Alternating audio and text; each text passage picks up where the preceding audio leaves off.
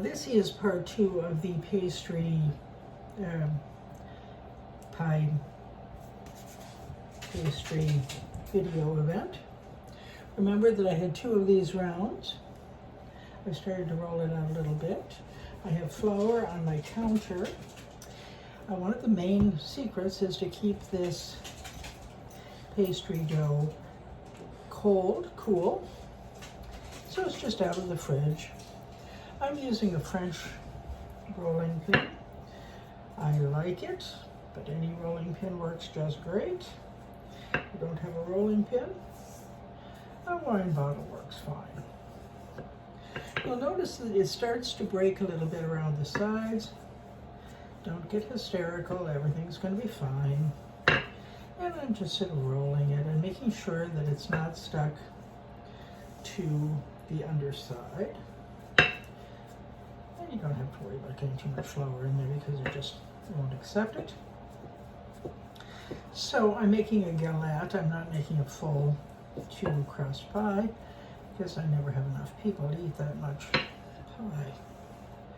Today I'm making an apple galette. Some galettes are savory. One of my popular ones is a, what do I call it, Edie tart with leeks and cherry tomatoes and blue cheese and pine nuts. It's very delicious. You can do an awful lot of things, just Google around. This happens to be a sweet one today because I'm going out and I'm bringing an apple galette with me.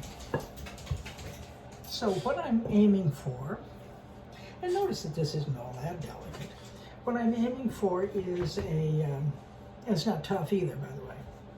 Like you wouldn't want to swing it that way too much. Is the outer parts being somewhat thinner than the center. If you run into any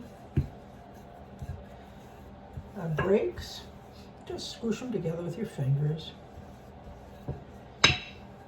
This is sort of like pasta dough or really like anything tricky in cooking that you don't want to allow the dough to sense any fear. A little bit like, I suppose, riding horses or frightening children. So a little bit narrower, thinner on the outside because that part is going to be folded over and you don't want to get to be too pastry-esque. So this is looking pretty good. At this point, I'm going to get some parchment paper. This might be noisy.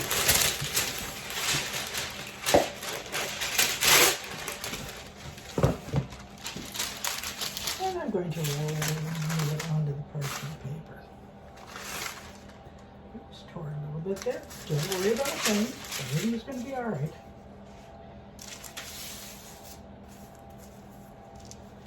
And I roll it on like that. Now, in my little dishes here, I have some tile thing. But you see the edges, it doesn't really matter, because these are all going to be folded over. And we want this to look a little bit rustic. So there we are, ready to go. We don't want this to stick. If for any reason you are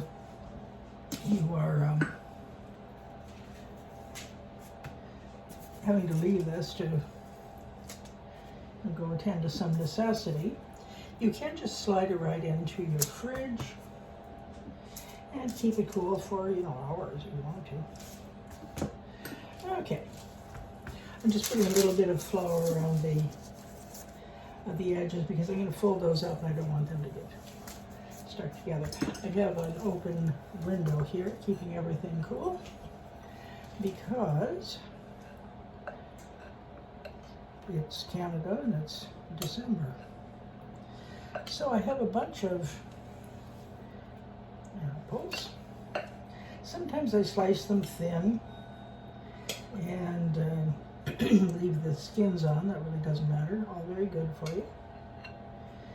And in this case, I scun them because I'm taking it out to people.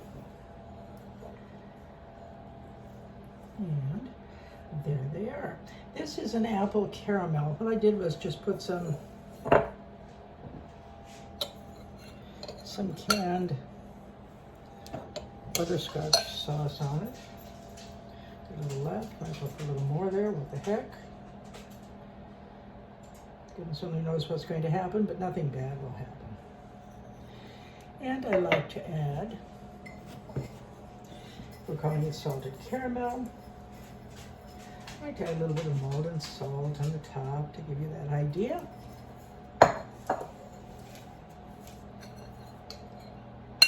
Now,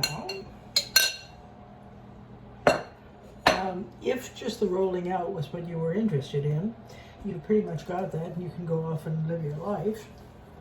If you'd like to see it finished, I'm going to finish it now because of course I have to. This is a combination of Bisquick, panko breadcrumbs, maple sugar, whatever you can. This is just so that it doesn't get too burny on top. Not that it will. I'm also including some slivered almonds, sliced almonds, because it adds a little bit of crunch. And there we are. Now this next part doesn't matter. But if you want to be very artsy, go full Margie on it.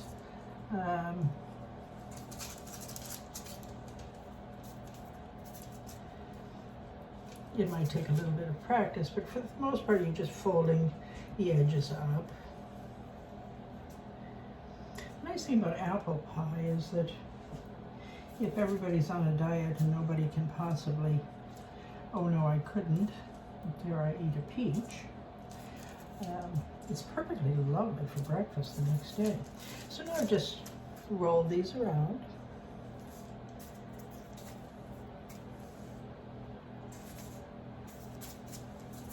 And so all this appley stuff will stay in there just fine. You're actually going to put this into the oven. You can put it right onto a cookie sheet if you want to. I tend to take my pizza peel and slide it right into the oven and put it on my pizza stone, pizza steel.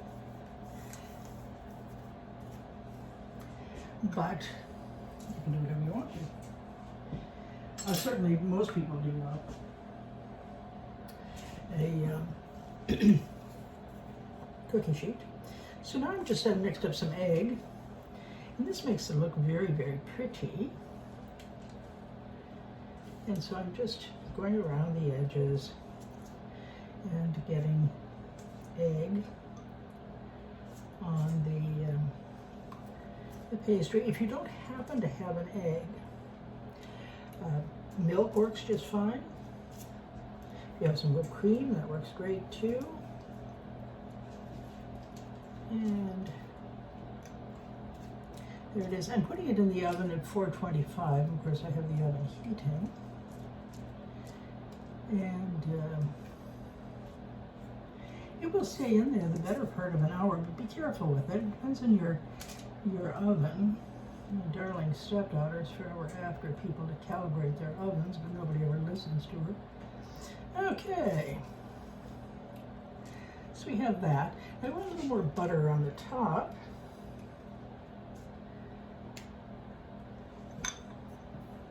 So I happen to have a ribbon butter dispenser thingy. You probably don't unless you're insane.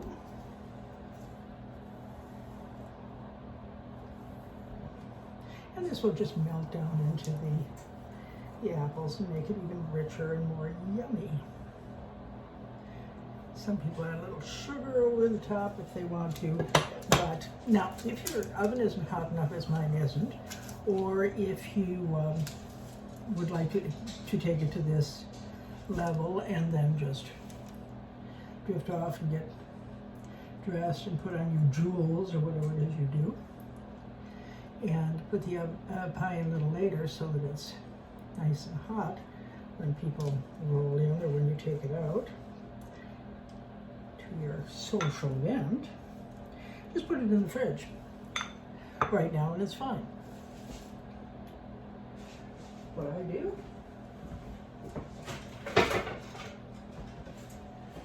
is take this gorgeous pizza peel that my friend Trevor made for me. He also makes boat oars and stuff like that.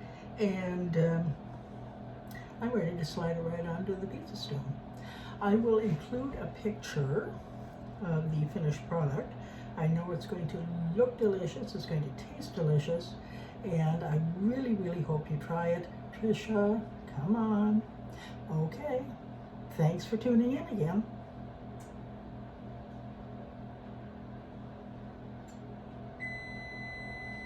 Oh, there's the oven.